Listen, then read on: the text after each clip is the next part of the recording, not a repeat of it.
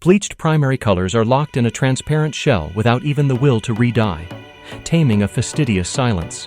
The sin of color itself is the invisible trace of resistance that remains at the fingertips. Red is too red to be allowed to exist, blue is too blue to be spoken of, and yellow simply sinks behind burnt eyelids.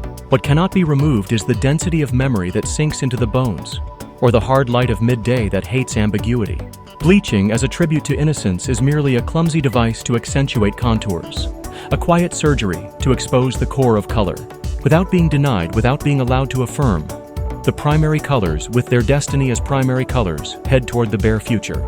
Red is clothed in the transparency of blood, blue contains the voice of silence, and yellow melts into the blank space of pain. The bleached primary colors, which have not been stripped away, burn deeper than the truth on our retinas.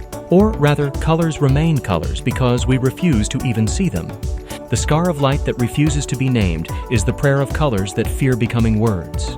The contours of the watercolor are so sharpened that they cannot be blotted out, an isolated island of tranquil colors that have yet to be touched. In the fault line where the primary colors, which refuse to be cut away and are soaked in the innocence of bleaching, are still allowed to breathe, the colors monologue in the consciousness. The breakdown of contours does not allow the dissolution of meaning. Solitude without mixing stands on the outer edge of the hue circle, clad in the pride of being pure. If confusion is the proof of life, then colorlessness is equivalent to the silence of death.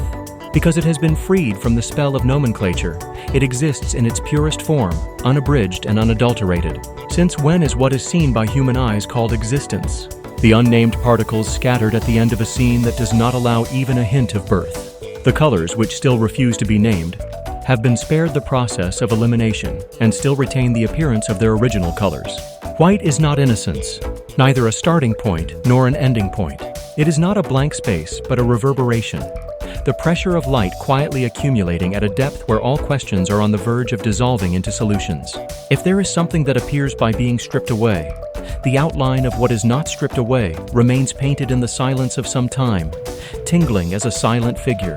This is a phenomenon in which color itself endures transparency to the utmost limit, and as a result, only the outlines are left bare with their original colors, only what the hand did not touch. The time that refused the fingertips and the squeak of the essence that was overlooked are called bleached primary colors that have not been scraped off. The primary colors that sink between seeing and looking, the primary colors that float on the boundary between touching and violating, the primary colors that already have all the names because they are not allowed to be named. It is only at the moment when existence is stripped away that it remains. The ghosts of primary colors that once existed, bleached and unremoved, named without name. The fear of colors clinging to the fingertips is a witness who has never seen the horizon of the beginning. On the paint plate, the red too thick to be transparent while refusing to be mixed. The blue that cannot be silenced, the primary colors that have not yet acquired a name, their outlines burned. Only the fingers that scrape away the hierarchy of existence turn over the white that does not know itself.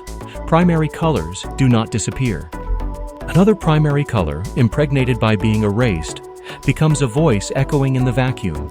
When the colors that cannot shed their contours to save the contours, that do not depend on anything but the erasure of certainty, eventually lose their unique names and slip down to light itself, bleaching sinks into myth, and primary colors are impregnated with myth. The primary colors are the residue that remains, unafraid to bleach, unafraid to touch the sight that is not allowed to be seen. The primary colors, the first and last testimony of those who have no name, are now flashing in the silence. It is not hope that will not disappear.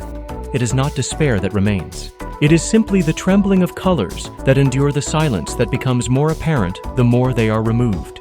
The aesthetics of the margin is pressed down, and even the voice that lurks in the weaver's eyes is lost and driven to the edge of silence. The body which impoverishes depth begins from the bone, but the bone is not afraid of being hollow.